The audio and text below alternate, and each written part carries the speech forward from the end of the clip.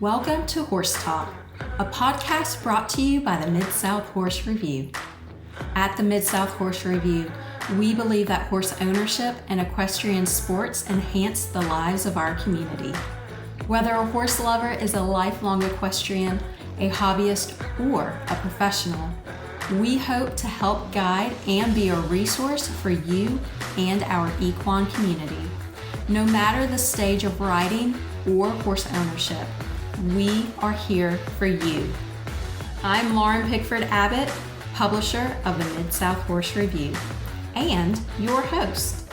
Let's get started and talk horses.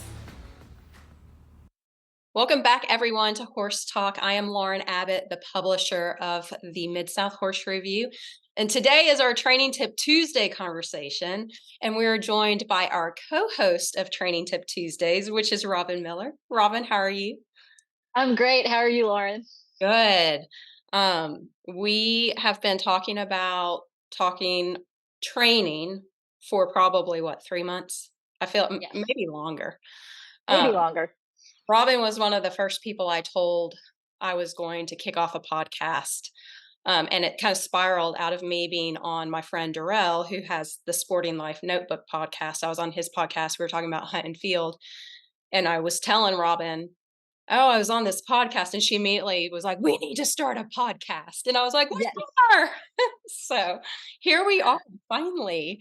But Robyn is a trainer, and she works with all different types of horses. It doesn't matter which discipline or levels of training that they are at, if they're being broke, if they're a problem horse, if they are just a horse who is just not getting to that next level, any level. So we are going to really talk about how the horse sees us in their world and really start at the foundation. And Robyn's going to lead us through that conversation. So she came prepared with notes just to help us stay on track, because we could talk about this for probably 3 hours, but nobody wants to listen to 3 hours.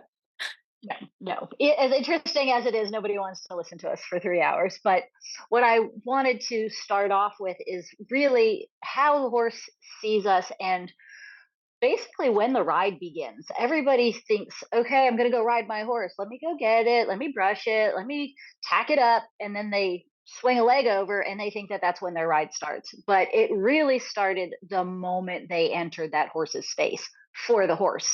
The horse is reading every nuance from us: body language, emotion, approach, how we do all that. We're telling that horse in every little tiny way how we expect them to be and who we are to them. So the horse wants us, they really crave for us to be their confident leader. They don't want to see us fearful of them, but they also don't want to see us angry with them. They want somebody that makes them feel safe and protects their balance and their space. So when we first enter that paddock, everybody has seen that person that goes in and they've had a bad day and they're all like really mad, and that horse just runs to the other end of the paddock and they're just rejected by that energy. And we go, what the heck's wrong with him today? It all came from us. And then we have days where we're like singing and we're happy and we're real calm, and the horse comes up and they're like, hey, how are you? So that's really a connection that you want to build on, be aware of. Really, if you've had a bad day, try to shed it off before you enter that horse's space, whether it's in a paddock, in the stall, wherever they happen to be. If somebody caught it for you and it's just tied up, you could say, oh, well, he was standing there calm until I walked up. And it could just be the vibration that you're putting off. They read our energy. They feel us.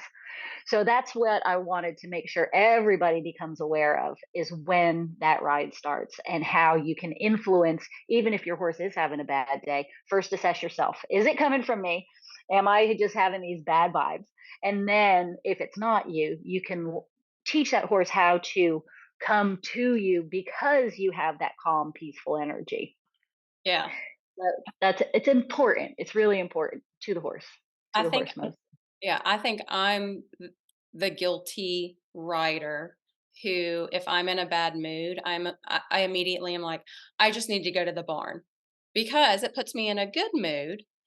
But if I think back on my entire life with my horses, the times that I had really bad days at the barn started before I got to the barn. And I literally just carried my bad mood and like transferred it to my horse.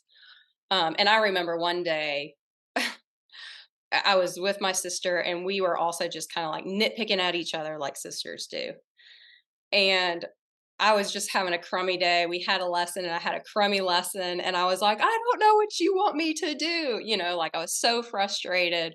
And then something else happened a little bit later. I didn't fall off, but she just started busting out laughing and she was like, "You're just having a day. You just need to walk away." So I feel like this is such a great topic because a lot of people, we know that our horses are sensitive, but to the point of, are we contributing to maybe a problem that we're not realizing and we're not aware of? So just that awareness in general. Yeah, it's huge, and you'll notice just becoming aware of it, you'll start to see your horse in a different light. Just hearing that and saying, "Okay, how am I and how is my horse today?" Because I know every single one of us that's put our hands on a horse for more than one time goes, "That same horse is different this day versus this day versus this day." And a lot of it could be what their pasture mates did. It could be what somebody else did walking into the pasture before you got there, but you do have an influence on it. Right. Well, and I think it's also good for us to be reminded our horses have bad days just like we have bad days. Like you said, what happens to them in their day with their pasture mates, or it that influences their mood just as much. So also being aware, like, oh, my horse isn't always going to be just this lackadaisy, oh, I'm so happy to see you type of, you know, teammate. They have bad days too, and being accepting of that to a Right. point, not letting them To to a point. to a point we are going to be accepting of it. But more than being accepting of it, being aware of it and knowing that we can influence it once we do put our hands on our horse. And that's where for me the horsemanship approach and starting with the groundwork really is the foundation of everything. I try not to ride any of my horses without doing a little bit of groundwork, and it's even the ones that are really seasoned, the groundwork might last from when I go and catch him to wherever his saddle might be. And I might just check him out to see, okay, did you have a bad day? Are you in a good mood? Are we connected in a way that we're going to have a nice positive ride? And if it doesn't check out, I'm going to do more groundwork just to make sure that when I do finally get on, we're in a place that we're not going to get bucked off, get run away with, or just turn a bad situation into a worse situation. Because you can ride them and undo half of your training instead of being a positive influence if everything's not going well. Yeah. And talk about real quick, you know, they see things physically, their eyesight is very different from ours too. And that may not be something that we necessarily think of if we're coming up behind a horse or like in a blind spot, or, horses are known, they're flight animals, but their eyesight is so different too. So the awareness that we need to have when we're approaching a horse, whether it's in a pasture or a stall or a round pen or whatnot, talk about that a little bit. Yes, the horse has monocular vision, which means their eyes see completely different pictures, one on this side and one on this side. It's because they're a flight animal, they're a prey animal, where we're a predator. So our eyes are set on the front of our head so we can focus in on whatever we're hunting. We're hunters. And that is also how the horse views us as a predator, which naturally they should want to flee from us. So they are set on the sides of their head just like cows, goats, deer. They're designed to flee first in danger, but their eyes are set there so they can see almost 360 around them. But they have a blind spot right in front of them between their eyes. They cannot see your hand if it's right here, and they have a blind spot right behind them. When you change eyes, and not everybody has heard or is familiar with that term, when horses change eyes, it's when something crosses through their blind spot, pops up on the other side. So you can cross through the blind spot on the front or the blind spot on the back. And 9 out of 10 horses that are quote unquote spooky, Yeah. it's when something passes from one blind spot to the other. Most of the time, it's from the blind spot behind because that's the one they're less conditioned to. But we want to make sure that we practice moving from blind spot to blind through the blind spots from one side to the other. So the horse gets conditioned that that can happen and he's okay. But if you approach a horse dead on in the pasture, and this is you can tell me because I guarantee guilty as well. All Yeah. of us have done this. We've walked up to the horse square through our chest, right up to the front of their face, and we wonder why they go. Yeah. They throw Because that head up. They're like, they "Whoop." throw that head up or they back away. And it's because, as you know, their eyes are here. So when we're about 4 or 5 feet out in front of them, they can see us, but they still don't see us as just that one picture. It's still one eye and one eye. Right. But the closer we get, they change their depth perception by raising and lowering their head. So the closer we get, they're still trying to see us, but we're right there in that blind spot. Right. But it's also when we're broad chested and we're a predator coming straight at them, we repel them away. So Yeah. you never want to approach a horse, especially one that's afraid or anxious, square on, head on. You want to soften your body and try to approach them kind of directing toward one eye or the other so they can just focus in on you, and then they're less likely to flee away. Yeah. Which, So it is very interesting. yeah, it makes sense. And I, not that I spent just hours watching, a herd of horses in their natural setting, like in the pasture. But I was told, my mom was one of the people like, just kind of watch how they interact with each other and the body language that they have with each other. And I didn't do that all the time, but it is so insightful to just kind of see how they approach one another, how they'll rub up on each other and how they interact. And it's kind of like you start to mimic their own body language when you just watch them for a little bit. And I've always been so intrigued because even though our horses are hyper domestic, bred to be domestic, they still carry that very innate, like it's just in them, that flight animal, their herd mentality of in their natural setting. And I always find it so interesting. You'll have a herd, but then you'll have somebody, when horses lay down, you'll have some horses laying down, and then you've got like two standing guard. And it's just so funny to watch them like that because they're the ones that are gonna like get up, get up, get up, everybody run. It's so unique to watch their natural behaviors. Watching their natural behaviors is so insightful to help us understand how to mimic it, and that's exactly what the groundwork program that I incorporate does. It teaches you how to let the horse see you as a herd mate, Hmm. and the lead horse, the one that is standing guard protecting, because that's the one they trust. Right. A horse will never lower their eyes below your eyes if they don't trust you. Those horses that it's really hard to get them to lower their head, it's Mm-hmm. because they're on alert, they're ready to flee. They're on guard. But if they'll put their head low for you, they trust you. If they'll lay on the ground, that's them giving up their ability to flee when they take their legs out from under them. So they have to trust that lead horse, and that's the role we want to fulfill. You want to think of when you're with your horse, you're a herd of two, and you're that lead horse. But you have to be confident and tell them basically, whenever you're with me, I got your back.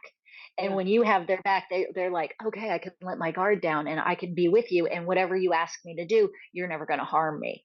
Yeah. So when we really watch the herd behavior and like how they'll pin their ears at each other to make them move, or how they'll groom each other when they want to make them feel good, or how they'll graze side by side, you can really see the differences, and horses are such masters at subtlety in their body language. I mean, the turn of an ear, the flick of an eye is enough to get another horse to back away,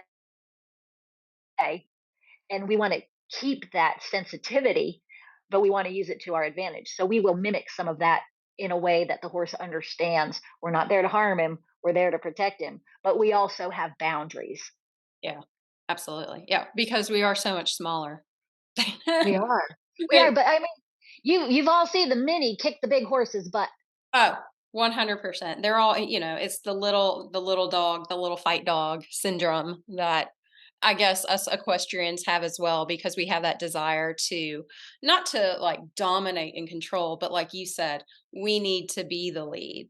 We want them to follow our lead and us to be able to have control over the overall angle, the overall situation, not like beating to submission by any means, but just being the leader so they follow that, and having a healthy respect of one another's space. I'm big on that. I cannot stand I get my last couple of horses have all been really, really green. They've been 4 years old when I've gotten them, so they're kinda baby brain, just don't know their body yet and how big they are, but a horse walking up on me and putting their shoulder into me when we're just I'm like, "Get off of me. You need to respect Absolutely. my space." So, I mean, that's just having that knowledge and establishing that this is my space. It's like Dirty Dancing. This is Yes. my space. This My is damn your face. space. And that's exactly right. And the thing with that is you have to make sure you establish it consistently. And you see that happen all the time as well. You'll have, if you're kind of in a I'm making all the rules apply kind of mood today. You go to the barn and you're like, you have to be right here. And then you come to another day and you're like, oh, my baby. And you let him climb all over you. And that's very confusing to the horse. So the rules have to be cut and dry. If you don't want him in your space, that has to be a hard boundary. Not saying don't go love on your horse, but you have to know they can't take it from you. Right. You can go up and love on them and approach them, kiss them, hug them, whatever you want to do. But it can't be when they come up and they like nudge you. They can't take it away from you. That always has to be established that you're allowing that to happen because the horse without rules is the naughty horse. And it's just what they've been taught to get away with. You Yeah. know, you're in charge, just like I said, as soon as you enter their space, you're letting them know, can you do this or can you do that? But along that line, I did want to mention that one of the things about the whole protection thing, when we go out and we catch the horse and we put that halter on, we take away their primary defense mechanism, which is to flee on their own. We want them to respect that halter and respect the fact that when we tug on that rope, they come with us because we're all delusional thinking that we have control over 1,000-pound animal. If he wanted to leave, he can leave. Right. So it's really amazing that they allow us to do what we do with them because they don't have to by any means. They are that generous with their spirit that they let us manipulate their body and they will be with us because they're great. But when we do put that halter on and we want them to respect it, we take away their ability to flee. So if you are in a big pasture full of horses, you put that halter on, you take on the responsibility of keeping the other horses off that horse and Right. not let him get bit in the butt or charged or kicked or anything to happen to him. So he trusts that when you're with him and you take that little freedom away from him, you are going to protect his space and you put that bubble all the way around both of you and you say if we're both in this bubble together, I got your back. Yeah. And that's important for the horse. Yeah. And it makes so much sense, especially if you've been a equestrian your whole life. You think about the things that you're told when you're itty bitty, like you need to respect. Don't go around the horse like that. Don't do that. Don't flail your arms. Don't I think the longer we're with horses, we sometimes forget a lot of the basics. Like, oh yeah, that was kind of silly on my part, but it's also at times easier said than done. So, like in that case, when you go out and you get your horse, and maybe they are in a herd type setting, I know several horses go out just like with one other horse or two other horses. It's still a herd setting, but in a larger herd. What should somebody do if they do go out to get their horse and their horse is willingly going back to the pasture and then the whole herd just picks up and starts running? I know I've been in that situation before and you're like, oh my gosh, here comes the herd. I hear them. I'm scared to turn around because my life might flash before my eyes. I mean, how do you even control that situation? Well, one of the things that I like to do is make sure that I'm going into that herd before I catch my horse and that herd will respect my bubble. So if I say, hey, my boundary is here, those horses out there understand that. You're carrying a halter and lead rope most of the time. You can take the end of your lead rope and kind of twirl it toward those other horses, really enforce that bubble and make sure you can say, hey, I don't care where you run out here, but you can't run in this space. So you would go, if you see, the energy picking up, you can kind of twirl your rope around and be like, hey, this space isn't for you. I would actually turn my horse's butt so he'd be behind me, facing the horses coming, and I would start to create my own energy field. So it would be like, birds flying around a tree. Yeah. They see that as a solid barrier that they're not going to come around. And I'm not stupid. If they look like they're not going to move, I'm just going to leave. Right. Yeah. At the end of Run, the day, run, run, let's go. But find the tree, at the find end it, of the find day, the don't be stupid. yeah, Don't do something to get yourself hurt. But most horses aren't looking to endanger you or to charge you. And if you make enough commotion or space, they'll be like, oh, oh, and they'll run around you. But yeah, that's what I would do. I wouldn't just hide behind my horse and hope he protects me. And if it looks like a situation that you absolutely cannot get in control of, if they're far enough away, you hear the commotion far enough away, take the halter off your horse, get out of the way, let him do his thing, save himself. He knows how to be in that herd, he lives in that herd. And then when things settle down, go ahead and reapproach him. yeah, That's one way that I would handle that kind of situation. But you should be able to, if it's a herd and horses that you haven't established that you are a leader every time you go and put that halter on. If you kind of create a bubble and put your hands up or twirl your rope out in front of you, you can keep them from running you over and protect your horse that way. yeah. I kinda think of here where we live, out of the Memphis area, we don't have tons of bears. They say there's black bears around, but, like, hiking in East Tennessee or things like that, they say, "If you should come across a bear, make yourself as big as possible."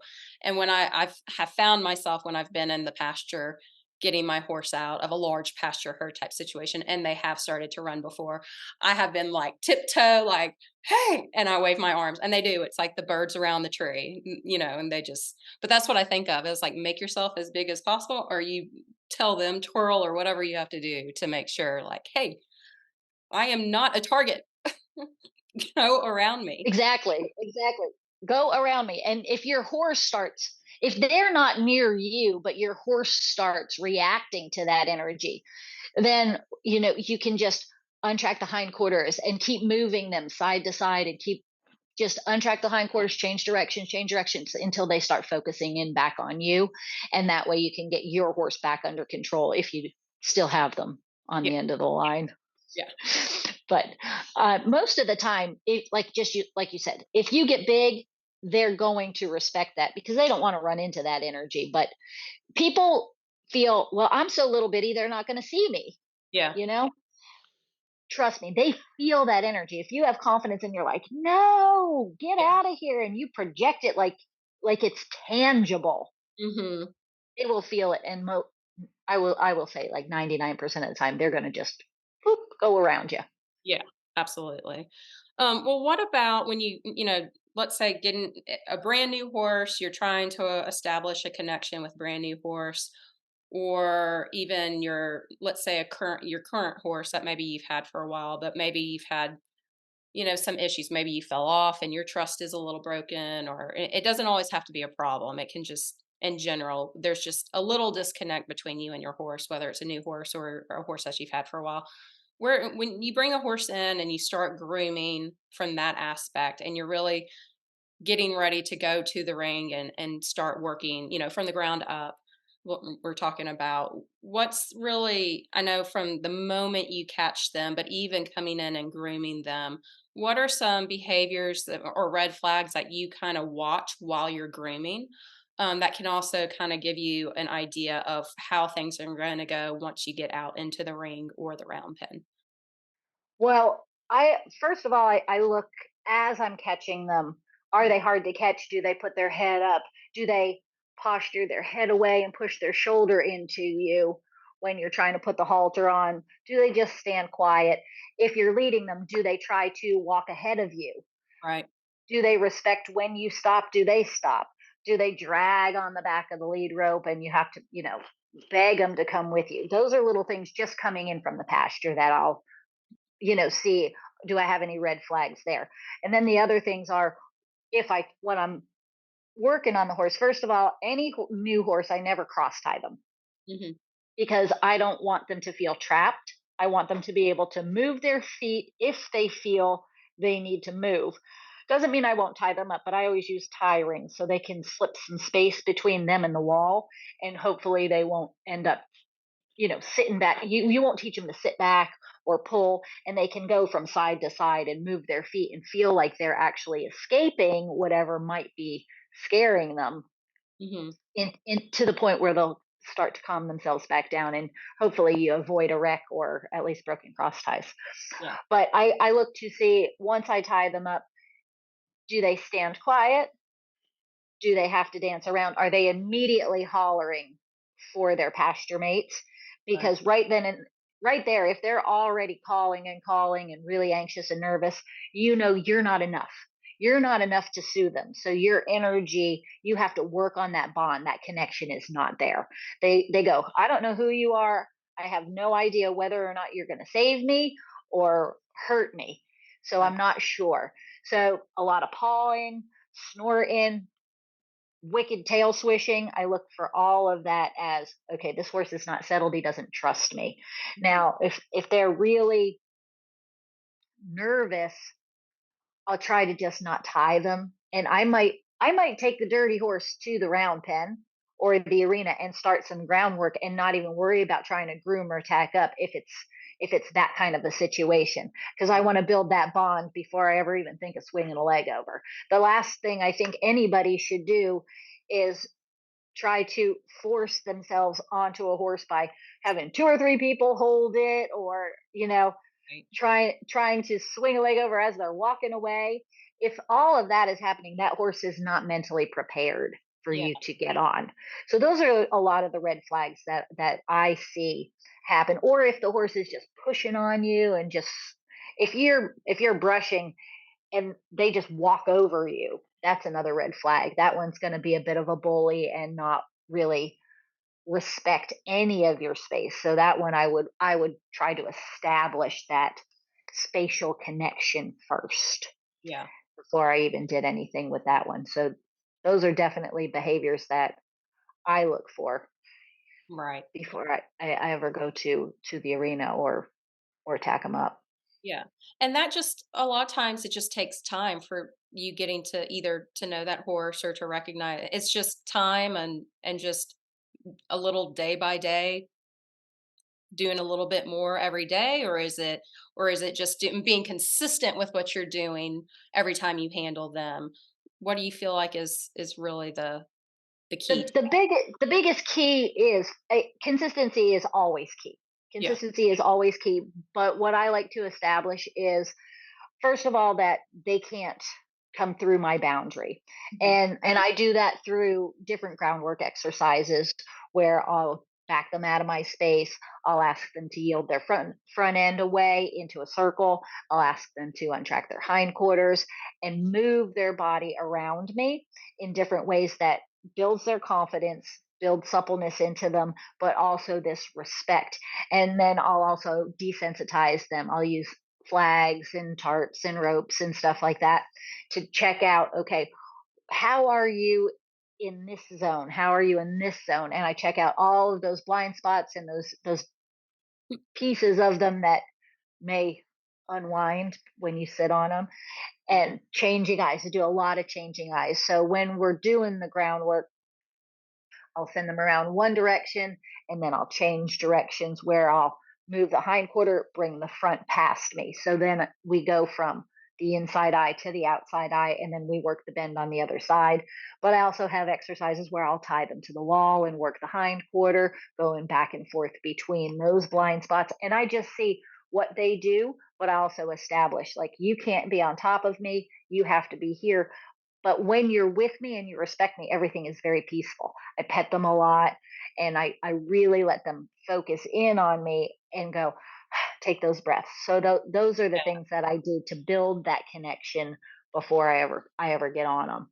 Yeah, they know that you're not a threat, that you're not the predator. They learn, "Oh, Exactly. just making me move. Okay, I can do that. I can step this way. I can move this way. Okay, how was that?" And then yeah. Yeah, it's all in the energy that you project to them. You want that energy to be confident and you want intention. So if you really focus on, you can almost think of it as a little magic trick. If you say, I really want your left hind foot to step that way, and you shape your body and you project, you can get that horse to make these shapes with you because they want to flow with you. They're kind of like birds. If you see them in the pasture, they flock together. If the whole herd's running, they all kind of turn at the same time. They feel that energy and that shift, and you can create that in them. And Mm, then they connect with you, and it's like a dance. And yeah. as you think it and you do it in your body, they start doing it in their body. But it comes from a peaceful place. It's never out of anger, and it's not because I need to make you do it. It's a firm boundary that it has rules, but it's not out of a meanness, and you're not trying to force them. You're trying to connect with them and get them to flow with you. And then before you know it, you start thinking it and you start doing it, and they're just like following you around, and you're just doing like this, and you're like, whoa, when did that happen? And it's really cool. It's Yeah. really cool because a horse can just move from you changing your shape or changing your look, and then when you sit on them, it's like you think it and they go and do it. Right. So it's all connected. Yeah. It's basically you're basically looking for their little triggers. What's going to trigger them to get a little up and anxious, and then you address that little trigger. It's much easier to address it on the ground than figure it out while you're already in the saddle. Be like, "Oh, that's a Oh, problem," or that, but "Oh, they don't like that." Yeah. right. Yeah, so we test out a lot of things on the ground with, especially with the flag or tarps, different stimulus. And if I find a spot that's they're like, oh my gosh, I might die right now, I'll be like, you're not going to die, but guess what? This can stay here, and then they work. We allow them to work through that emotion Right. as that stimulus kind of stays there nice and steady and rhythmical, and then they go, I'm gonna die, I'm gonna die, I'm gonna die, I'm gonna die, and then all of a sudden they go, wait a minute, I didn't die. And you're like, oh yeah, see. And then you take that stimulus away, and they're like, oh wait a minute. So the horse learns what's good for him, what's bad for him through pressure and release. And that works along the same lines as how they move each other in the pasture. Yeah. If one's the dominant one at the water trough, and one of them comes up to him, another one might pin his ears and kind of nip at him, and the other one's like, whoa. But Yeah. as soon as that other horse moves away, the other horse doesn't stay snarking at him. Yeah. So the little snark with the ear and the teeth is the pressure. Right. The other horse goes away. The initiator releases the pressure, and the other horse goes, oh well, I must have done what he wanted, so that's a good thing. So we work on pressure and release. Right. We only put the pressure on until the horse tries to do what we want. And that's our moment of release. And the more consistent you are with connecting your release, the timing of your release with when the horse connects with what you wanted him to do, the Mhm. quicker and quicker he'll do that thing again and again and again. Yeah, and when you talk about pressure, it's not necessarily pressure that you're putting immediately on a halter or in and if you should be riding in the bit. It is the literally the energy of your body of what your body language of how you're communicating with your horse. And if you do put pressure on and they step the direction that you were wanting them to step, you just kind of immediately, okay, good. Like that was good. And you take that pressure away, right? Absolutely, 100%. It comes mainly like an energy transfer. You build your life up in your body. You have this energy, and then you have an intention. Right. And if they don't respond to that, then it might be you pick up a rein, or you apply your leg, or you bump the halter, or you use your flag, and you increase that pressure until you get the horse to try. Right. And then once they try, you release it, and you release everything. So exactly right. It might just be an intake of breath, and the horse is okay. I got you. You Yeah. know, or you step toward them with a thought of, I want you to move backwards. And they go, okay. And you're like, good. That's all I needed. Yeah. But it's really cool once you tune them into that, because then your cues, you keep the sensitivity of the horse as Mhm. far as responsiveness, but what you take away with the desensitizing is if it isn't applying to you, you're still safe and you can ignore it. So Right. that's where intention is really the hardest thing to develop, of Yeah. how, okay, how does this intention thing work? And I guess one of the best ways that I can figure to explain it is if you're sitting on your horse and you go, "Oh gosh, I need to go somewhere." Like, say I see you at the other end of the arena, and you're having some trouble. And I Mhm. go, "Oh my gosh, I need to get to you." If I put that in my body, my horse is going to feel that, and off we go, and we're going to come help you. Right. But on the same hand, if I see you at the other end of the arena and you just walked in and I just want to go, "Hey, Lauren, how are you today?" I Yeah. don't want my horse to react to that, because Right. but there's no intention going through my body down to his feet. When I just pick up my hand and wave, it's very passive and it's not connected to his feet. But when I go, "Oh my gosh, I need you to go," it's connected all the way through me and it'll go down to his feet. Right. So that's how that intention works. You want to be very purposeful in what you do. We've got a guest. You've It's got a like, which guess. one was that? That is pudding. Somebody walked past her and she was like, "Arr." See, it's the pressure. You're too close. You're too Away. close to me. She's like, Oh, "You're in my sleeping space." Ah. right. So, talk about, because you work with so many different horses, and we all know every horse is a little different. Some are way more sensitive.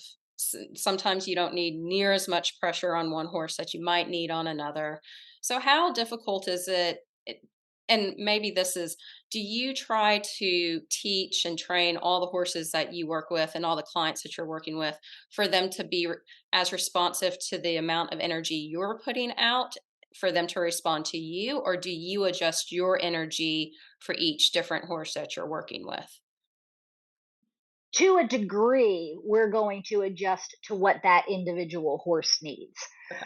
But on the same hand, we're also going to try to get the super sensitive horse to be a little less sensitive and the Yep. super dull horse to be more sensitive. So hopefully meet in a middle ground. But there are some horses that are extremely sensitive. So we will just be a little bit more subtle in our approach. And then there's others where we have to pick up our energy quite high and say, "Hey, I need you to do something." But what we want ultimately is for them all to respond off of what we would call a soft offer, and Mhm. it's subtle but it has intent. So it's not to the point where the horse, you go, "Oh, well, my leg just barely brushed it and he's flying off." We don't want that to happen. So we do want to meet in a middle ground, basically. But there's always going to be this little variation of, this horse is always going to be a little more dull than this particular one. And you can kind of, not to be breed specific, but if you think, the quarter horse is usually a lot more level headed and calmer than your thoroughbred. There's a sensitivity that's kind of innately built in, that we're never going to change who that horse is on his base level. So, yes, there will be a variation of how much pressure you put on an individual horse, but we do definitely work to try to get them where the sensitivity isn't so much that you're going, "Oh my gosh," and you're tiptoeing around a sensitive one. You want to bring that sensitivity down so you can be purposeful and casual with your aid, and not be afraid that when you put your aid on, "Oh my gosh, a big explosion is going to happen." Right. I hope that made sense. Yeah. No, it does, and I feel like you're in such a unique position because you are working with horses every single day. You're training horses. And then you bring in the horses owners or your clients to then work with the horses. So a lot of times you've taught the horse this responsiveness off of your energy. How do you then teach the owner or the rider of that horse to to communicate the energy to the horse? I mean, you're in such a, it's like a two different, it's like you're starting all over from scratch. When you get the horse responsive here, and now it's like, if now I just got to get them up to speed on it. So how does that work? That's the trickier part, is getting the person to do it. And the first thing I feel is they need to become aware of their own body. And then we teach them about how their body works and how the horse sees them. How they are viewed just kind of like we talked about in the beginning. They need to see us as that confident leader. So then we work on how to approach the horse using energy, teaching them how to shape and how their shape changes with their horse's shape and how that horse will respond to different pressures. But there are a couple of different exercises that we use to teach people how to project that energy through their tools. 9 out of 10 people that I train in the very, very beginning feel like they can only make the horse move through an exact direct connection with the halter or the lead rope or the rein. They think if they're not pulling on it, the horse can't move. Right. So then we have to work on that horse can move off of just your energy and your intention. And we do little exercises to prove those kinds of things. And sometimes it's loosen the round pen. Mhm. Sometimes it's putting the lead rope in the person's hand so they feel the energy that comes through it before it's tight. And sometimes it's just a lot of repetition, a Yeah. lot of repetition. Well, I know just, working with you in the past as well, and really getting started with more of a starting with the groundwork first, opposed to starting in the saddle first, which is just, how I was brought up, traditional English riding, hunter jumper. Like, we would lunge if we thought the horses were, needed to come down a little bit. But there wasn't this natural horsemanship groundwork that I was brought up in, in the era that I was learning to ride. So it's almost like I was nervous and not fluid with my own body, very stiff of, what are the steps that I need to take? Because I feel like when you're in the saddle, it's thumbs up, heels down, you know, drive the horse with your legs. And it's very like cut, dry instructions. But when you're on the ground, it's not a cut, dry instruction because it's so much of what you're feeling off of your own horse and the motion, that the feeling of it. So it's so hard to kind of get that fluidness, I guess. It's so hard to teach other than just like go twirl a flag around or go, it's like you said, Yeah, it's a dance, the it is. fluidness. It's a dance and it's a fluidness, and that is a difficult part, and that's why we do the groundwork and the groundwork and the groundwork until we get people to understand that connection. When we put the lead rope in the hand of the person that has never done it before, they feel very awkward. They're like, "This is never going to work. I'm never going to get it." But we just work a little bit at a time, and I just break the instruction down, and I break the ground. When I do the groundwork, I'm doing all of the pieces strung together, and it's just like a dance. We're moving the horse fluidly from left to right, circles, backwards, sideways. I break each one of those movements down, and usually we start with backing, and we'll start teaching the person how to project their energy forward through to the horse to get them to start backing up. And then they start to feel that energy shift. And Mhm. once they start to feel that they can move the horse out of their space forward, then we start moving it sideways. And when we start moving it sideways, then the horse starts moving sideways. And we build on that. So we break down all of these groundwork exercises into segments, and we have the person work on each segment before we string them all together. And then they start to see the shape of the horse and where their position is. And we talk about the horse's balance point and his drive line and where you are in relationship to that and how it either sends him forward or sends him sideways or how it relates to that. And it is a process. It is a process, but everybody seems to get it over time.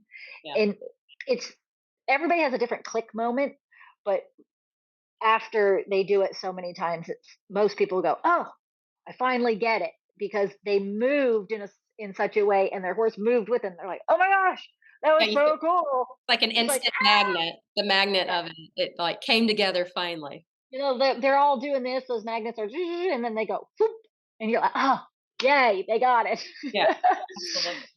So how do you what are some tips that you would recommend to maybe the more, just like there are more nervous horses, the more nervous rider? And being a nervous rider doesn't even necessarily mean that you're not talented. You're just you have your nerves are a little bit more on edge, whether you're excited or you're just more high energy in general.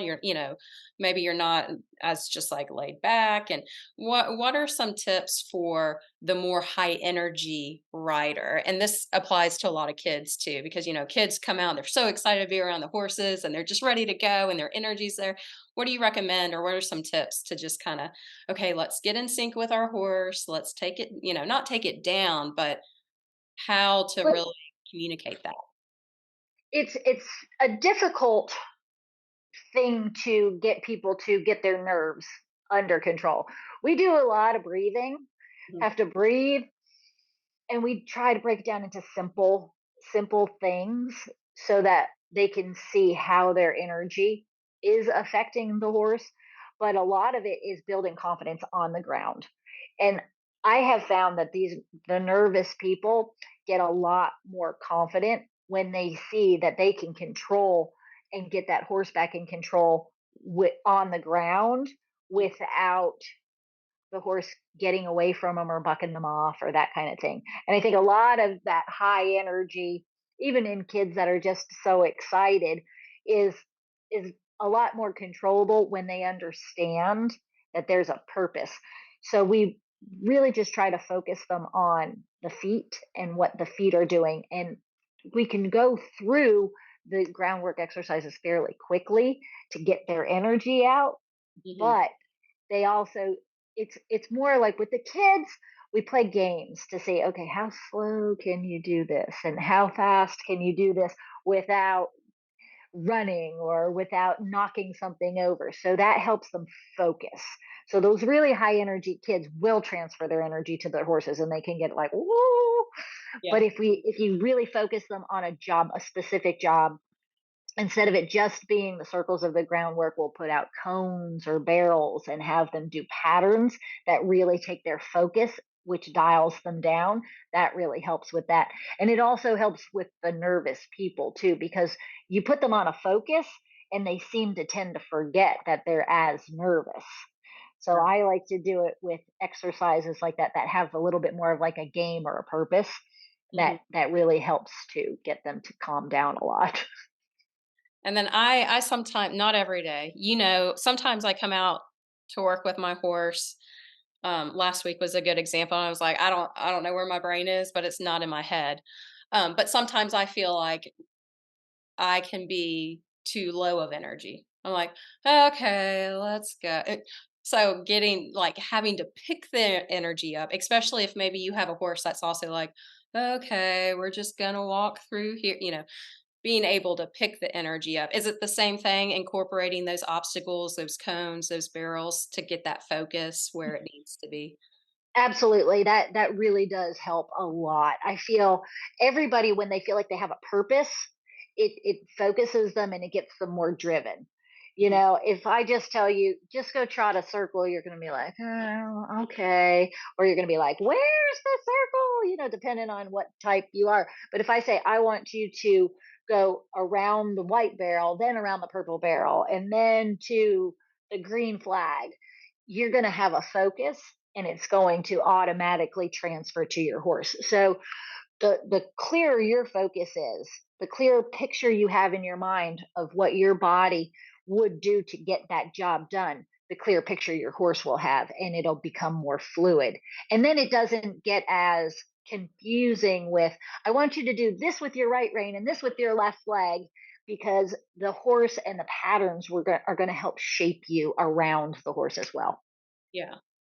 And talk a little bit about how once you get that connection of that fluidness on the ground, where it's almost kind of like you're not even trying, you're just so synced up. And when you take that step, the horse takes that step, how that transfers into being horseback and even like the the dynamic of you having that balance. And if you're thinking I'm going to turn this way, even just turning your shoulders or turning, how that communicates from the ground all the way to the saddle.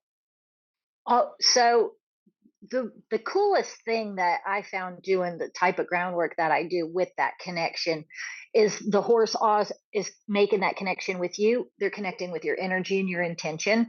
And all of the exercises that we do on the ground have an equal counterpart once you swing a leg over and you get on. So the horse is already familiar with the shapes.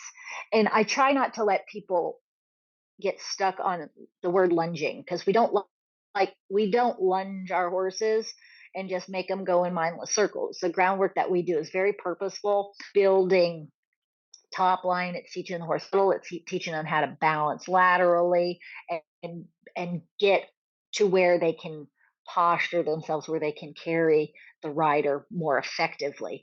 Because Right. a horse out in the pasture just running around that's never been ridden travels one way, and then when we sit on them, they have to shake their back different to stay balanced and do all of the things that we ask them to do. So the specific exercises that we do are training their bodies and getting them ready physically for that, but it's really cool because everything that we do with them, that lead rope shouldn't be thought of as a lead rope. It shouldn't be thought of as a lunge rope. It should be thought of as a rein because it's connecting everything that we do the same way we would apply it once we swing a leg over and we're in the saddle. So we don't try to think of that rein being connected to the face or to the bit. We think of that rein being connected to the feet. So when I move my hand across and that horse starts following that shape, and we call it following a feel. They're following a feel. So as you pick up the weight of that lead rope or that rein, the horse feels the shape change. It feels that how it the energy shifts and it starts to follow that shape. So then when you're sitting on them and you pick up that rein, they automatically feel that shape start to shift. And because they're connected to that energy through your body, then they start to shape around your leg as well. And they automatically start to go, oh, well, that makes sense because I've already done this. When they feel that halter pick up on the side of their face, that's like your outside rein connection. When you pick up the lead rope and you pull it across and you shape it toward the hind quarter, and you that's like you're bending inside rein. So Right. all of that connects, and the horse goes, well, this we I've been doing this and I've been doing this and I've been doing this, so it makes sense to them. And that's also when you start to understand how the horse processes things versus how we process things. The connecting the dots is really easy for them because it makes sense. It's pressure, oh, shape, oh, release, good. And they get it. And it almost makes it easier on the rider because instead of putting like closing your leg on the horse and putting tons of pressure and you're, putting the pressure on your hips and your own muscles and trying to force the horse around your leg, it's literally like it's just picking up your rein that they've learned and they do it automatically. So it makes your job easier. It's like, oh, I just shift the rein instead of shifting my entire weight in my body and putting pressure on them. Right. But they also want to stay in balance with you. So when you sit on them and as you're picking up that rein, you're shifting everything about you. So your hips shift a little bit and your torso shifts and then your legs shift a little. So they feel that shape and they want to, it's so subtle. They want to shape themselves under you and stay balanced. And before you know it, you're riding them more with your legs than you are the rein Right. because they feel you move and they feel you transfer this energy from front to back and side to side. And you want to just feel like there's this imaginary rectangle drawn around you, and you can contain it between your hands and your legs. You contain the energy and keep them centered within that rectangle. And you take that rectangle everywhere you go. So if you feel, oh, I hear this all the time, my horse falls out to the left or they lean in. If you shape that rectangle and when you feel them lean on it, you put it back in, you feel them lean on it, you put it back in. You're just holding the boundaries and changing it to where you want to go, and that horse starts to follow. Yeah. And then you can take them anywhere you want them to go. Right. Just carry them within the boundaries and they stay balanced. When they stay balanced, they typically will stay calm and more relaxed because they feel confident within those boundaries. But you have to be able to apply that aid where they understand it, always starting with a nice soft offer. Just have that intention, that energy transfer. Now, there are times where the horse is going to go, huh? What? Or I'm not into it. No. and then you have to firm it up and you have to get there. So you might have to, you know, kind of tap them with your leg, or make some bigger kind of energy until it gets all the way down to the feet. But once you do that a few times, they go, oh, well, when she did this and I didn't go, and then she did this, I finally went, and then the pressure went off. Oh, so every time you want to start with that same soft intent and transfer of energy. So the horse goes, oh, if that if I go off of that, nothing else happens, and I stay very peaceful. So you Yeah. want that center of that rectangle to be his place of peace, where he finds the most comfort, and then he'll start to look to you. And those are the horses that, when they're really confident in their riders, you can take them anywhere. They don't spook at anything. They go, Lauren's with me. She's got my back. I don't have to worry about a thing. And those are the coolest horses to ride. And that's the kind of horses we try to develop. Right. Yeah. I was going to say the end goal for you being a trainer and when you're working with horses and also people, because people have to ride the horses, but the ultimate end goal, what is that? And I know every horse doesn't necessarily get to every single point that every horse that you work with does, or vice versa. They're all different. They all have their different body builds and conformations and things like that. But ultimate end goal, when you start working with a horse, let's say the first week, can you see where they potentially will end? Or is it a much more in depth, like as you're working through, sometimes they just surprise you and they're like, oh, we're going to keep on going this direction. And what does that look like in the training process for you? Well, just like you said, each one of them is an individual, and some of them start off, and I'm going, okay, this is going to take a hot minute. And those horses that have been, I don't like to say abused, because it's not necessarily abused, but if they've been, if the pressure and release in their lifetime didn't make sense, or it was too harsh by the human, they come with a lot of skepticism and very little trust. Mhm. And that can manifest into some way, like sometimes they have been taught that they're just going to run away. I've had a few where as soon as I entered the pasture, they're just flying around going, oh my gosh, I have to get out of here. This thing that entered is going to kill me. And my initial subject matter in my head, it goes, okay, this is going to take a minute. I can't even catch this horse, let alone sit on it. And I think, okay, this is going to take up forever. And then when I do catch it, sometimes those horses will surprise me. And as soon as I show them, when I put pressure on you, it goes away, and then everything's peaceful, and I pet on you and I love on you. And they're like, oh my gosh, where have you been? And they turn around and they are like the best one you ever had. And then Mhm. sometimes these really, really quiet ones come in, and they're like so set on being laid back that they take forever to get them to pick up the energy and go. It's like every day you're like, can you please move? Can you please move? So some of them surprise you, and some of them take longer. When you like, initially this one super quiet, doesn't do anything, you're like, oh, this one will be easy, and come, full circle really quickly, and you're like, wait a minute, that did not happen, because they just are adamant on being resistant to the pressure. So it's a very individual kind of thing, and every now and then it goes the way you anticipate it, because they kind of just check all the boxes. But it is a very unique position. But the thing that I love about what I do is, as long as I've been doing it, which is like 27, 28 years, every single time I get a new horse in, he teaches me something new.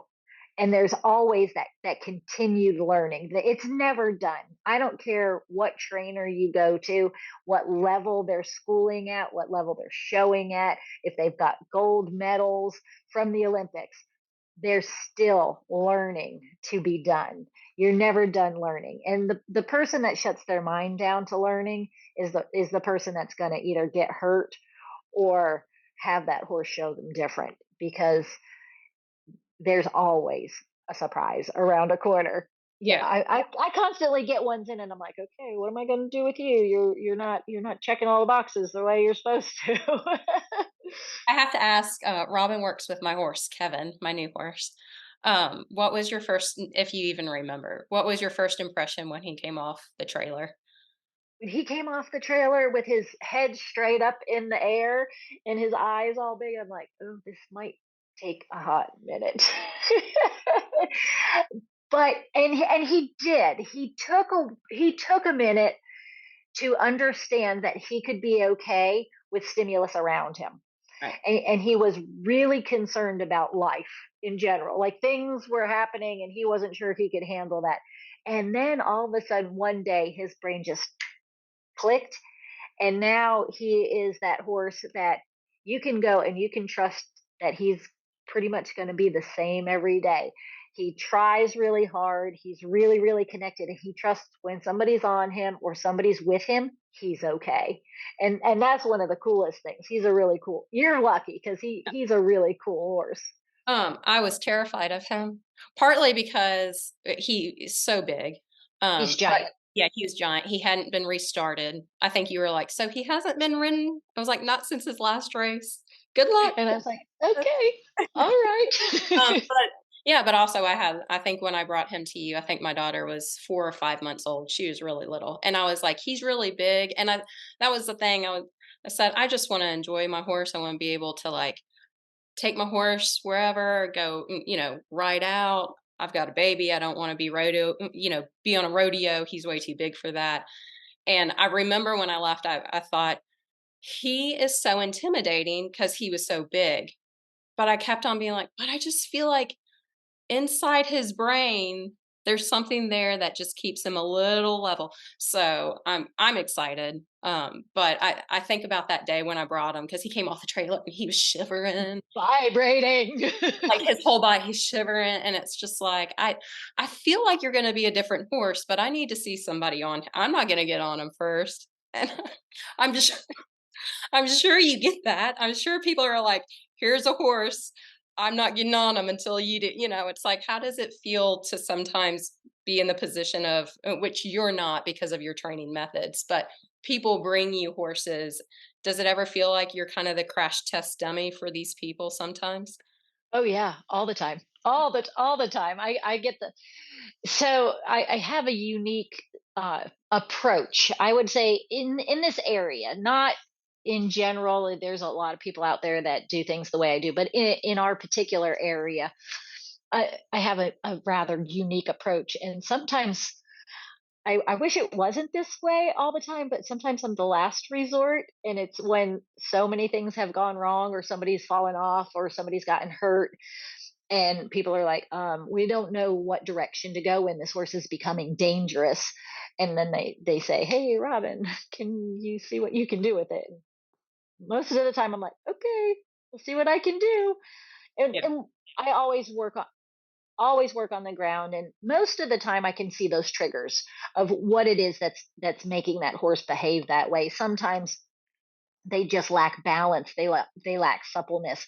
They're not coming through from the hind quarter in a way that allows them to get quiet and get with you, or it's been too many devices put on the horse. Like people always want to go to a bigger bit or a martingale or something to contain the energy of the horse, and those types of situations make the horse worse a lot of times.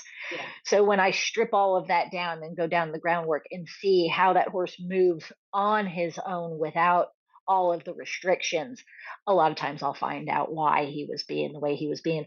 Sometimes it's a physical thing Yeah. that we need to get through, and then other times it's just learning how to use his body in balance, and then they get quiet. Or sometimes it's just a little desensitizing, but sometimes it's that horse has just really learned how to be naughty. Yeah. And then when you teach them, okay, the pressure goes on when you make these choices, and then the pressure comes off when you make these choices. It's all a series of allowing the horse to make good choices and rewarding those good choices, making it a little bit more difficult for him to choose what you don't want him to do. And that's just through movement. And the speed and the variation of the movement. If he feels like he needs to run away, I'm always going to let him move his feet. The last thing you want to do with a nervous, worried horse or a horse that's trying to behave badly is contain his feet. You want to let him move, but you control how he moves and where he moves. And then you center him back to you and back to you and back to you. And as soon as he goes, oh, well, if I just kind of stay with her, everything gets really quiet and peaceful. Most of the time, we get through a lot of those issues. Right. Yeah, and I think, sometimes people can hear if you let them move their feet and work it out. In the back of their mind, they may be thinking, I'm not gonna gallop this horse, but it's not, like, you keep them in that area with you. You're You not gonna control the allow them. movement. Yeah, you're not gonna allow them to pull you halfway across the arena.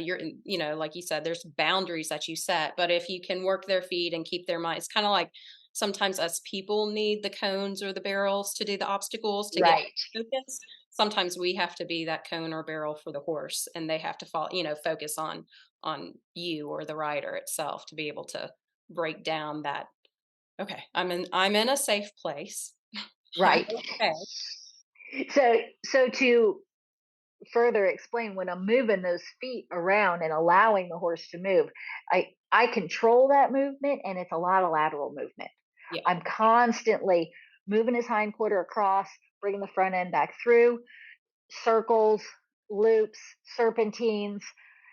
Some of the terms might not all be familiar to everybody, but I always try, when you take a horse and you untrack him and you push that hind quarter where the inside hind steps across and in front of the outside hind and he bends through his body. At that moment that those feet cross, he Mhm. can't bolt, buck, or rear, Right. and you take away those three big bad movements that you never want a horse to do when you're on them, and you just keep working him through, and it's just like kind of like pushing the clutch in. You keep pushing that clutch in, and then you let it accelerate a little bit, and you push the clutch in and you let it accelerate a little bit. But when you try to hold him tight when he's that worried or that worked up, all you're doing is like shaking a Coke bottle, and that top is going to explode somewhere.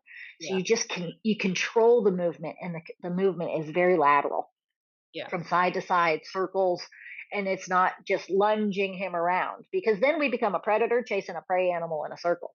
Right. And you might exhaust him, but you do nothing to connect him back to you.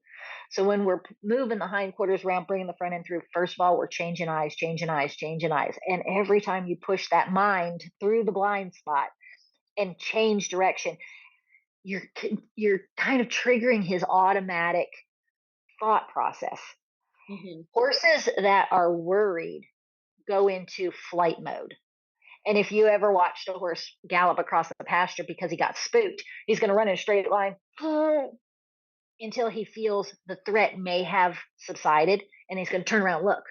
And Yeah. when he turns around and looks, that's when the brain kicks back in and goes, am I okay? Mhm. So if you just lunge in one direction, he's just still running. He's still running. He hasn't turned around and said, am I okay? Right. So you don't connect him to you. You don't trigger him to think. And eventually he's like, well, I guess I'm just going to die because I'm too tired to keep going.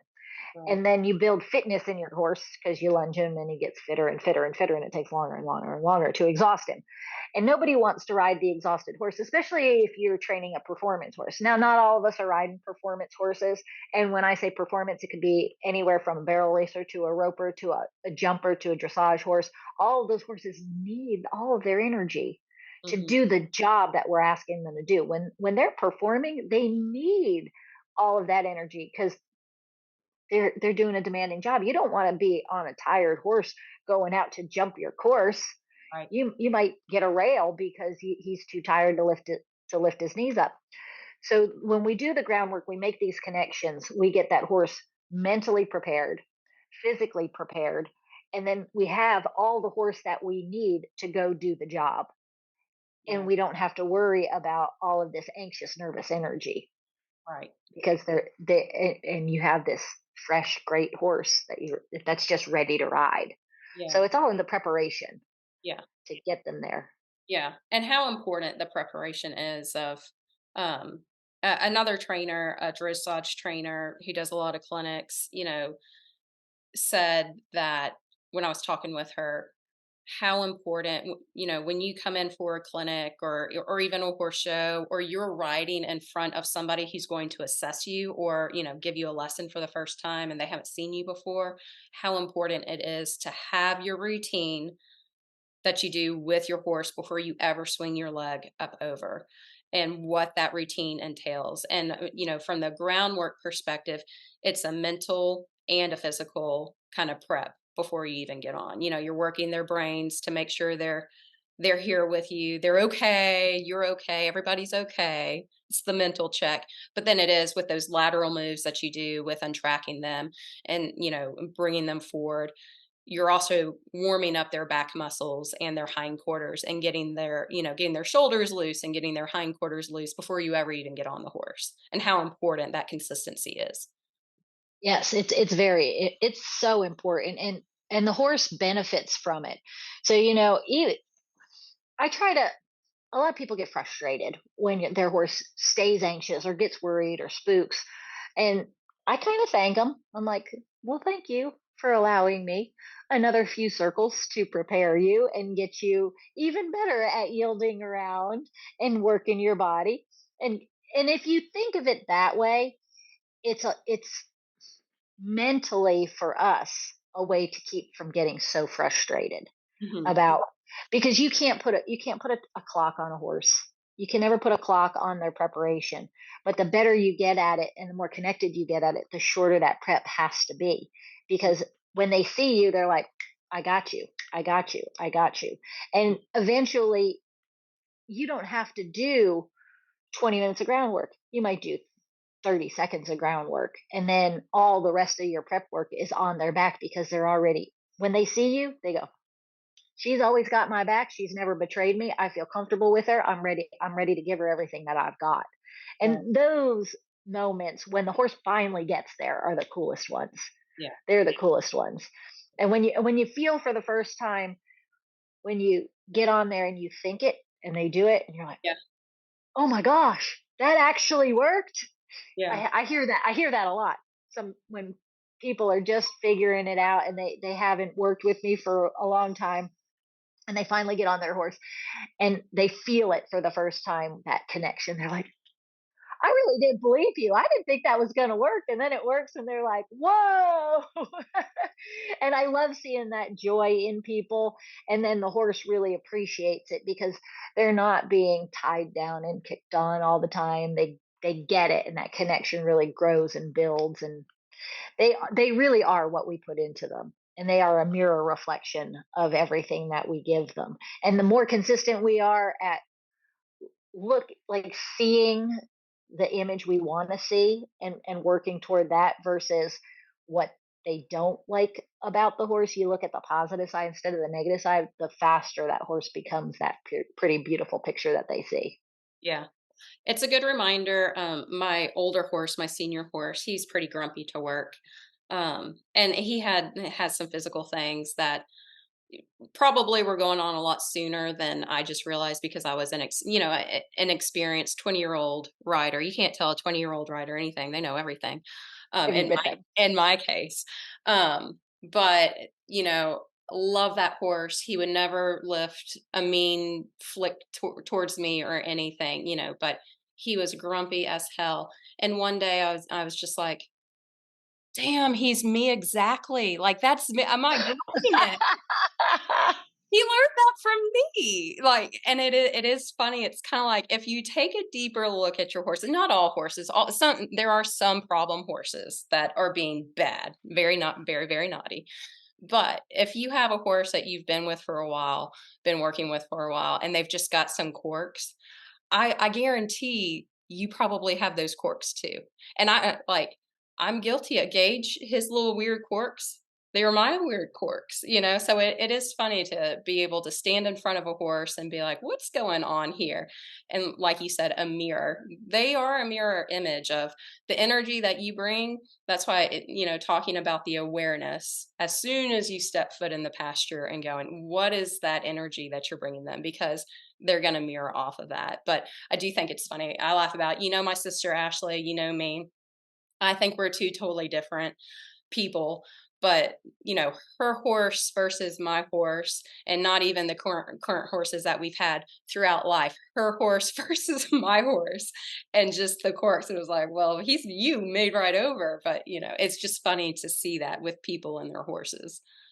It is, and it's really so I recently was able to go to a Buck Brenneman clinic, Yeah, which he's one of my mentors, and I just absolutely any chance I get like to learn more and more from him.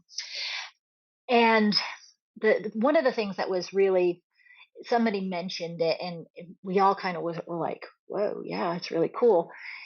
Is every horse he rides, it doesn't matter what breed it is, it doesn't matter what age it is. If he is the one that's riding it consistently, they all look the same. so They great. all look the same because he builds the way he rides them, the way he asks them to move, and the way he expects them to be with him is very consistent. It's so, so consistent that they all travel the same. They have like a signature kind of look, and they can be different types of horses. It could be a warm blood, it could be a thoroughbred, it could be a quarter horse, but they have this kind of signature way of carrying themselves with this fluidity and this balance that's so beautiful. And you go, oh my gosh, that looks like a buck horse. You know, you could just see this like signature. So I feel like every single horse is like that. They will become what you want them to become. And if you stay aware of how you are, it can be really beautiful. But if you're not aware and you have these weird quirks, your horse is going to have them. You Yeah, know, I'm a firm believer in chiropractic work yeah. especially for myself, but also in my horses. Mhm. And I have found that it has worked wonders on horses that don't stay balanced on their own, especially horses that I've gotten in that have been ridden for a while and are they come to me because they're braced or they're not performing well or they started bucking. A Yeah, lot of times they have a physical issue, but the physical issue more than likely manifested from how they were being ridden. right. So if you have these imperfections and imbalances in your body, your horse is going to have them too. So I honestly, I just had to go to the chiropractor the other day because I'm like, wait a minute, every horse I ride can't pick up their left lead. Might be me. And it's like, I know this about myself. So just starting that awareness within yourself and becoming connected with how your body is, where your balance is, and how it should be, you build that into your horse as well. But if you're good at it, they're going to be great at it. And if you're Yeah, not good at it, they're going to reflect that as well. So if you, but they're just fascinating to me. Horses just fascinate me. Yeah, yeah. and it's still after all these years, it's not a boring job. It's No, always new. It's always different. you're always gonna get one that either surprises you or challenges you, but both are going like both give you a learning experience of what that surprise is or whatever or what that challenge is. Um, and that's what I think brings people continuously back to horses because it is just like such an enlightening. Oh wow, light bulb moments. It's literally a switch of a light, and it's just like wow, it's just an instant type of learn, which is so gratifying too. It is. It's a phenomenal thing when the horse finally gets it, especially if you've had a difficult one or one that's been a huge challenge, and you get that light bulb moment in that horse. It's so satisfying, so satisfying. And for me, when I see people get their light bulb moments that have not really done the things the way I've done them, and they're learning, and I see their light bulb moments, I'm like, oh, it makes me so excited. But Yeah, it's very rewarding. It's an extremely rewarding job and profession, and I'm so thankful to be able to do it yeah, and meet so many cool people and cool horses. Even the absolutely. challenging ones, they end up being cool. Yeah, absolutely. Well, I assure you, you were the first person I brought my horse to. You weren't the last resort, you were the Well, first. I thank you for that. I appreciate that Um, so much. I think my awareness of that particular horse, this particular horse is I thought he was going to be really, really cool, but I didn't want to do anything to mess him up before we even got restarted. And it was that process of getting restarted, that next step. I wanted to make sure he got started off in a very different way that my other off the track thoroughbreds had been restarted. So the groundwork I felt like was something that he definitely would benefit from, and he has been great, so I'm super excited. And I'm now, excited for him. thankfully, once we got past the crash test dummy and I saw you ride him for the first time and I've been riding him, I don't have that, oh my, that intimidation of him. Now he just kinda seems like a big old puppy dog. He fits his name like, "Oh, Kevin." I So know. It's such a cool odd horse name. It's like Kevin. What? Your horse's name is Kevin. Okay. Okay. which I will say on the this past podcast where I talked with Brittany Caspratt Coleman, we were talking about Excel, which we decided we are gonna take Kevin to the December show, which is Yes. the last one for the year. And, she reminded me that it was going to be the tacky Christmas sweater on Saturday. So I am getting a Home Alone Kevin sweater. I love Because it. it fits him perfectly. It absolutely does. Yeah. He is very much got a very big personality, Yeah. but it is so puppy doggy.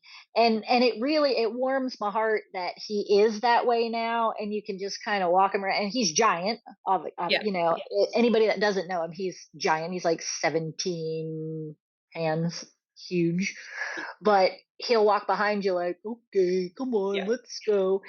And to hear the stories of him before he came to me of biting children and scaring people and dragging them, I was like, ah. So to see None him, of none of which he did any of to me. I was like, "No, he didn't do that." But our middle sister, who lives in Jackson, Mississippi, she even came into town and like went into the pasture, like, "Oh, I'm going to see your new horse," and he nearly trampled her. And I was like, "No, something must have scared him." I was that like in denial because he never did any of it to me. I guess I just saw past it immediately. Maybe that's yeah. I don't know. Or he respected you. Maybe you were projecting good energy and he respected you, but he didn't respect anybody else. But he was very nervous, and when he got nervous, he didn't care who was in his way. He was going to run you over, and we had to bring out his confidence and teach him he was okay. Put some safety around him so he knew that when people were with him, he was okay. He could do things he didn't have to be scared all the time. And now he's a joy to be around, and he's a beautiful horse, he's a beautiful mover, so that will be so perfect. Yes. And hopefully he really did well at his first Excel Yes. experience, and Yeah. I'm sure he'll do even better this time when he's jumping the little jumps. Yeah. I don't think the porta potty's gonna it's not gonna be a dragon as much. He may, look at it, but I think he'll settle much much better. But Just hey, if you can take a flag and, whip it around and desensitize it, and off the track thoroughbred with a flag, which off the track thoroughbreds get bad raps.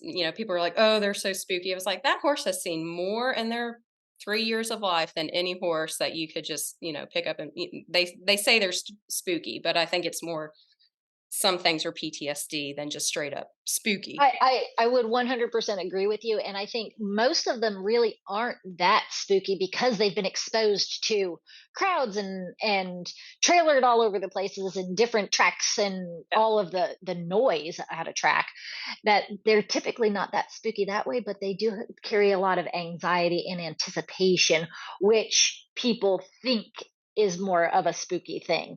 But with Kevin, just no baby buggies.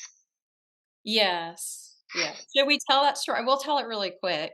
Because it was Yeah. hysterical. And I'm kidding, we will get him past the baby buggy thing, but it was just hilarious to me. Robin goes in the ring and, goes in the ring. Kevin, it's not spooky, but he's looking around, Aware. He's very aware, we're going to okay, say. aware. Their judges stands at point and there's one taller than the other and there are bushes and there are golf carts that drive past the just horse shows can be full of surprises. Busy. And I see my husband strolling up with my baby and I'm like, "Oh, don't sit there, don't sit there, don't sit there, because I knew immediately. And he rolls right up and sits right where I was thinking, don't sit there. And as soon as Robin and Kevin got to the corner, he saw the stroller. And I was like, damn it, that was my baby. That's And he messed him he up. he did the veering away, the eyeball, the hairy eyeball to the right and the body to the left. Oh, I don't think I can go near that thing. And then we got past it. And he's like, oh, thank God. And then we went back to normal. But I was like, okay, here we go. He did Get get around past the it the Yeah. second time, but the first time it was, I'm not having it. I don't know what that thing is, but it might eat me. I've seen a million times in the barn with him, but not while he was actively working. But it was, if he was going to spook at anything or run to the side, at least it was ironically it belonged to me. But we did tell It our belonged to you. yes, we did tell my husband, you're the reason why he didn't get a blue ribbon. And my husband really believed us when we said that. I was like, no, it's No, it's not. But maybe because he did get second. yeah, exactly. There's But that. I'm excited. I'm excited about sitting down with you and talking about everything training, everything that can help a horse progress no matter what stage of riding they're at. So we'll have to think of some good topics. I would like to encourage people send messages if it's even on Facebook or social media or even like shoot an email. If you have a training question or you've got a problem or anything like that, send them our way so we can talk about it because I think that's also a great way of just like addressing little things, little nuances that your horse has or something new that your horse wasn't doing, but now it's consistently becoming more and more of a problem. But this has been great. Robyn, anything else that you want to add? Just looking forward to, helping anybody that we can help and getting questions and diving deeper into more detail. But this has been so much fun. And I thank you so much for allowing me to come on and talk horses with you because it's just so Awesome. much to talk about. Yeah, I know. Again, we could go on for hours, which I think we already have. So, Right. yeah. Yes. Hopefully we didn't bore everybody. No, no. But until next time, hopefully I won't have bronchitis next time. I'm getting over it now, but we will bring back Training Tips Tuesday. That's what we were naming it, right? And we'll air these on Yeah. Tuesdays, every other Tuesdays. So stay tuned for the next conversation, but definitely email us any questions that you might have with your horses in particular. Thank you for joining the Horse Talk podcast. You can find Horse Talk on any major podcast app, and please subscribe to our YouTube channel, which is The Horse Review. To subscribe to the Mid-South Horse Review to receive our monthly publication, you can visit www.midsouthhorsereview.com/subscribe. Until next time, this is Lauren Abbott, publisher of The Horse Review, and I can't wait for our next episode where we talk horses.